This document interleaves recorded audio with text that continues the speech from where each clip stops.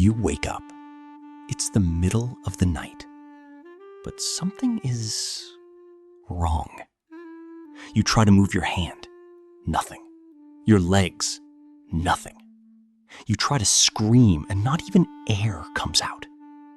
And then you feel it. A presence in the corner of the room, getting closer. You are completely, utterly trapped inside your own body. This isn't a horror movie. This isn't a nightmare.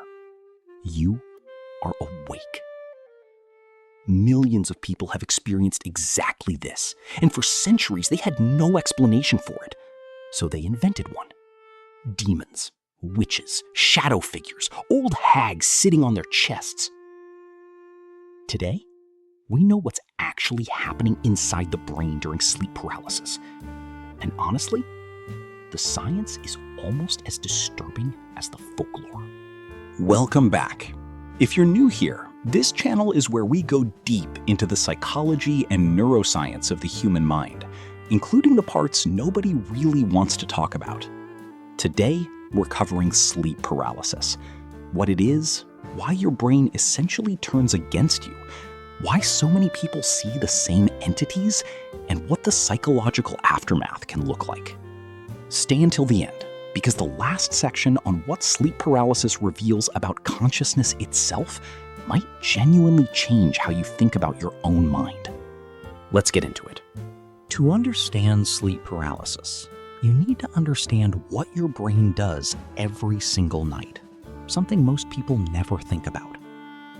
When you enter REM sleep, that's rapid eye movement sleep, your brain does something remarkable and deeply unsettling when you think about it. It paralyzes your body on purpose. Your brainstem sends out signals that essentially cut off your motor cortex from your muscles. Your arms, your legs, your torso, all disconnected. The scientific term is REM atonia, and the reason for it is actually logical. It stops you from physically acting out your dreams. Without it, every nightmare chase would end with you sprinting into a wall. But here's where it goes wrong. Sometimes, as you're drifting in or out of sleep, your brain miscalibrates. Your conscious mind boots back up. You become aware, but your body's paralysis hasn't lifted yet. You are awake. Your brain is running, and you cannot move. This window, which can last anywhere from a few seconds to 20 minutes, is sleep paralysis. And your brain, suddenly aware that something is deeply wrong, does what it always does when it's scared and confused. It starts inventing explanations.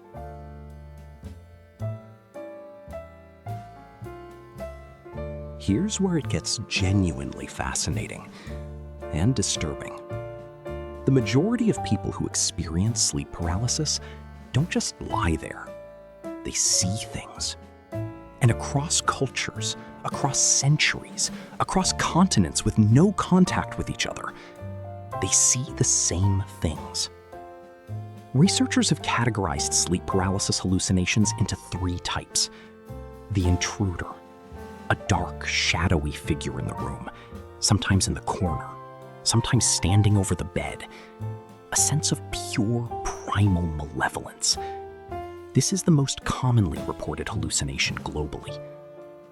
The incubus, a crushing weight on the chest, the feeling of something sitting on you, difficulty breathing. In medieval Europe, this was called the old hag. In West African tradition, it was a witch. In Brazil, pisadeta. In Japan, kanashibari. Different words, same experience. The vestibular motor hallucination. This one is stranger, a feeling of floating, flying, spinning, or even leaving your own body. So why the same hallucinations across all of human history? The answer comes down to 2 things: hypervigilant threat detection and the structure of the sleeping brain. When you're paralyzed and your brain comes online, it immediately activates the amygdala, your threat detection center. The amygdala is ancient. It doesn't think in language. It thinks in danger. And the most primal form of danger that's hardwired into us is something is here, and it wants to harm me. Your brain, starved of real sensory input, starts generating the threat it's convinced must be there. The shadow figure isn't coming from outside you. It's coming from inside. Let's go deeper into the brain. During sleep paralysis, neuroimaging studies show a pattern of activation that's genuinely striking. Your visual cortex is partially active, which explains the visual hallucinations. Your amygdala is firing intensely, explaining the overwhelming dread. But your prefrontal cortex, the rational reasoning part of your brain, is sluggish, barely online. You are flooded with fear. You cannot reason your way out of it. And you cannot move. It's like being locked in a room with your own worst instincts and no key. There's also something called hypnagogic and hypnopompic hallucinations. Hallucinations that occur at the threshold of sleep. During sleep paralysis, these become supercharged.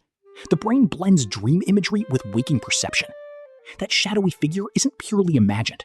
Your brain is overlaying it onto your actual visual field. You're not dreaming. You're not fully awake. You're in a third state, one that human language barely has words for. Some researchers have called it a dissociative microstate, a fracturing of the normal unified experience of consciousness. The part of you that perceives has come back online. The part of you that acts has not. Who are you in that moment? That question is more complex than it sounds. Long before neuroscience, humans needed answers, and they found them in the supernatural. The entity known across cultures has dozens of names. In ancient Mesopotamia, it was the demon Lilitu, who visited sleepers in the night. In medieval Europe, the succubus and incubus, demons that sat on the chests of sleeping men and women. In Newfoundland, it's the old hag. In the Caribbean, Kokma, the ghost of an unbaptized baby. Every single one of these myths shares the same three elements: paralysis, a malevolent presence, and chest pressure. These weren't independent inventions. These were independent discoveries. The same neurological event filtered through completely different cultural lenses. And there's something almost haunting about that. Every generation, in every corner of the world, eventually had someone wake up in the dark, unable to move, feeling something ancient and evil in the room. And every one of them was right. Not about demons, but about the terror itself. It was real. It just lived inside them. Not everyone experiences sleep paralysis equally. Research shows it's significantly more common in people with anxiety disorders and PTSD, particularly in trauma survivors, where the nervous system is already in a state of hypervigilance. Irregular sleep schedules, shift workers, students during exam season, people with jet lag. Sleep deprivation, one of the strongest predictors. Narcolepsy, where REM regulation is fundamentally disrupted. There's also a fascinating psychological component to frequency.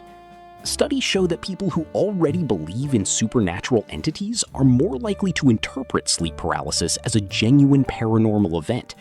And this interpretation increases their fear response, which in turn makes future episodes more likely to be severe. Your expectations shape your experience. Your brain hears what you tell it to listen for.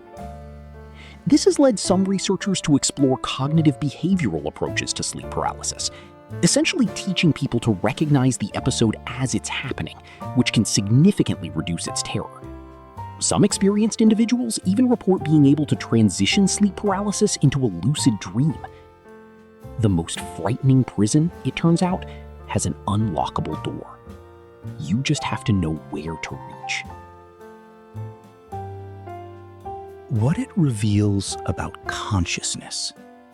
This is the part I want you to sit with. Sleep paralysis isn't just a neurological glitch. It's a window. It reveals something deeply uncomfortable about what we call consciousness, about what it means to be you. In normal waking life, You experience yourself as a unified thing.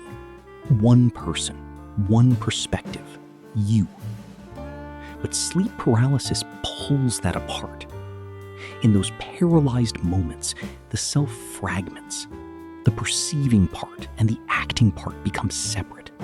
The emotional part and the reasoning part come online at different times. You are multiple processes running in an uncoordinated way, and that is what we call terror. Some philosophers have pointed to sleep paralysis as evidence for what they call the constructed nature of the self. The idea that the unified you isn't a fixed thing. It's an ongoing process, a story your brain tells moment by moment. When sleep paralysis breaks that story, even for 30 seconds in the dark at 3 a.m., you get a glimpse of what's underneath. And what's underneath is ancient, and it is afraid. Sleep paralysis sits at this strange intersection of neuroscience, psychology, folklore, and philosophy. It's been terrifying humans since before we had writing, and we're still not entirely sure we understand it. But here's what I find oddly comforting in all of this. Every person who has ever woken up paralyzed and convinced there was something in the room, they weren't weak. They weren't broken. Their brain was doing exactly what brains have always done. It was trying to protect them. Even from nothing. Even from themselves. If you've experienced sleep paralysis, drop it in the comments. I genuinely want to know what you saw. And if you know someone who's been scared by this, share this video with them. Sometimes knowing the mechanism takes the monster's power away. I'll see you in the next one.